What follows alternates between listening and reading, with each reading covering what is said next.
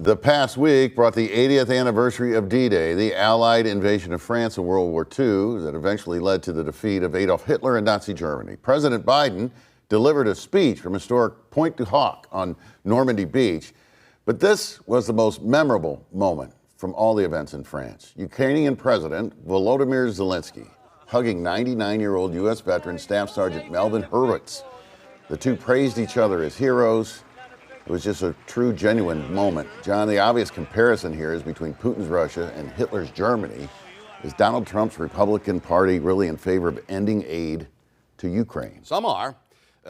Some are. They took a vote this week on a resolution from Marjorie Taylor Greene. A number of Republicans voted for it. It's a mistake.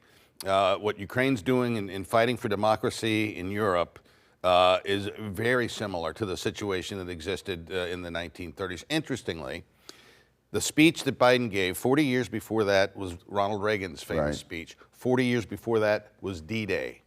40 years before that, we were fighting the Civil War. That's 80. That's a small window of time. Unbelievable.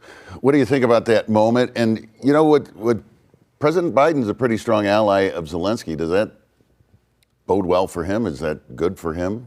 Well, yeah. When Zelensky shines, does the president shine? Because he struggled a little bit in some of his speeches. Biden did. Look, there's lots to answer there. Ukraine is us. This is a modern day pushback against that populist, grievance-led thing that happened in the 1930s. Sound familiar?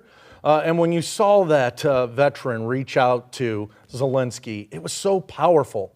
And then also hear President Biden give that speech. Could you imagine Donald Trump having given anything comparable to what we heard Joe Biden do? No, he wouldn't have been able to. For the fact checkers out there, it was 80 years before D-Day we were fighting the Civil War. Right.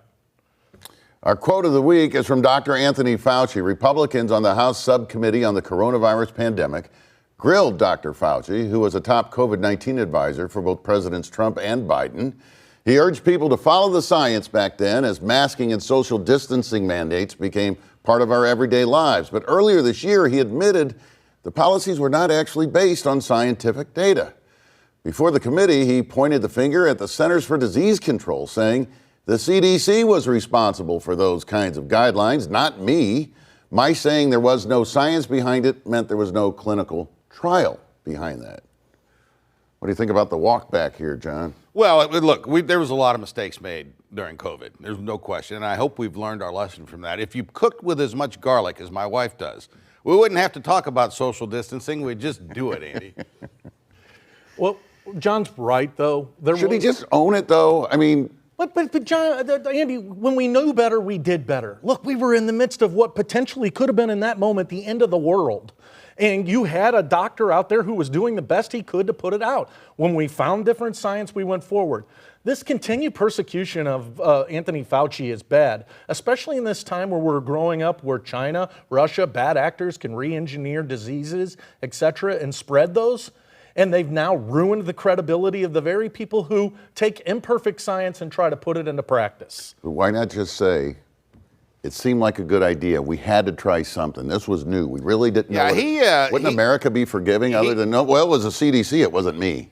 Yeah, he's not high up in the accountability index. But at the same time, he's a man who's living with death threats every day. So I have no troubles with what comes out of his mouth because I don't know what he's dealing with.